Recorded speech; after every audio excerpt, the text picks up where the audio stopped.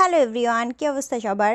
তো আমার বাসায় যেদিনই খাবার রান্না করা থাকে না সেদিনে আমি এই স্ট্রিট ফুডের শপটাতে চলে আসি। এই স্ট্রিট ফুডটা এত বেশি ইয়ামি কি আর বলবো। এই স্ট্রিট ফুডটার নাম হচ্ছে তাকোয়াকি।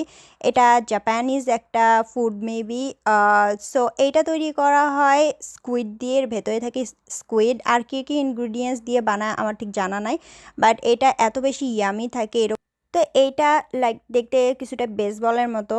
সো এইটার মধ্যে ওরা কিছুটা সস টস আরও কিছু অ্যাড করে দেয়। এটা যে স্পাইসি যে ফ্লেভারটা আছে সেটা অনেক বেশি ইয়ামি থাকে। সো এটা দেখতে এরকম। এটার দাম নিচ্ছে 5000 ওন, আমি নিচ্ছি ছোটোটা, বড়টার দাম 10,000 ওন। দেখো এটা দেখতে কত বেশি কিউট। অ্যান্ড ওইটা নেওয়ার পর আমি দেন সিউতে অলওয়েজ আসি। সিউতে এসে আমি আমার ফেভারেট ড্রিঙ্কসটা নিয়ে আসি, এটার নাম মগু মগু।